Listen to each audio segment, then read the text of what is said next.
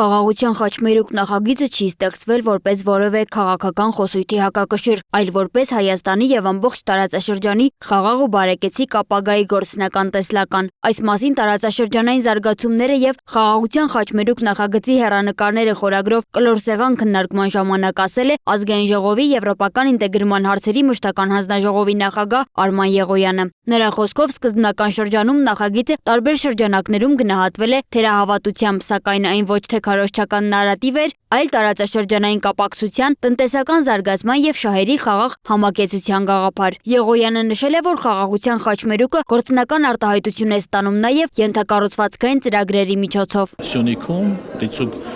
հյուսիս-հարավ հատվածի ագարակ քաջարան հատվածում հենց հիմա գնում է շինարարություն եւ այն իրականացնում է իրանական ընկերությունը մի քիչ վերև ուրեմն եվրոպական ներդրումային բանկի եւ եվրոպական վերակառուցման եւ զարգացման բանկի երկու վարկային պորտֆելներով պետք է շարունակվի մյուս հատվածը, այսինքն իրանական ընկերություն, եվրոպական բանկի ֆինանսավորում քիչ ներքև արդեն Արաքսի հովտում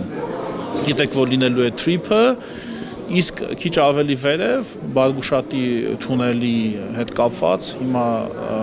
որոշակի բանակցություններ են ընթանում ֆրանսիական կողմի հետ։ Անդրադառնալով տարածաշրջանային ճանապարհների մրցակցությանը Եղոյանը նշել է, որ Հայաստանը պետք է արագ արդիականացնի իր երթուղային եւ ավտոճանապարհային ենթակառուցվածքները, որպիսի բիզնեսի համար հայկական երթուղին լինի ավելի կարճ, արագ եւ արդյունավետ։ Եղոյանը խոսել է նաեւ Հայաստան-Թուրքիա սահմանի բացման հեռանկարների մասին։ Նա նշել է, որ պաշտոնական ժամկետներ այս պահին ներկայացնել չի կարող, սակայն գործընթացում կան դրական ազդակներ։ Նրա խոսքով Հայաստանը պետք է շարունակի անել այն, ինչ բխում է իր շահերից, անկախ նրանից, թե գործընթացներն ինչ արագությամբ են առաջ գնում։ Բաց սահմանը փակ սահմանից լավ է։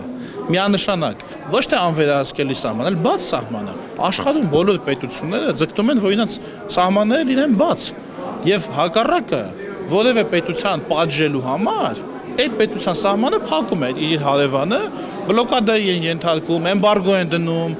որ դա պատժամիջոցներ են։ Այնպես որ ես զարմանում եմ, որ հաճախ ասում են դե լավ է, էլի, որ sense փակա լավ է։ Ոնց կարող է փակ սահմանը լավ, բայց թե լավ է։ Ինչի ենք 94-95 թվականից բանակցում որ բացվի այդ սահմանը։ Դա պատիժ է, դա սանկցիա է Հայաստանի դեմ։ Ոնց կարող է սանկցիան, ոնց կարող է պատժամիջոցը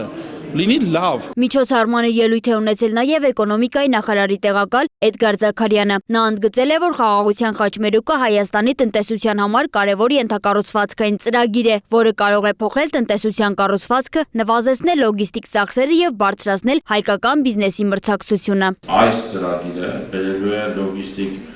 լուրջ հնարավորությունների եւ հնարավորինս էժանացնելու է նաեւ լոգիստիկ ծախսերը, որը վերաբերում է մրցակցային ռեալ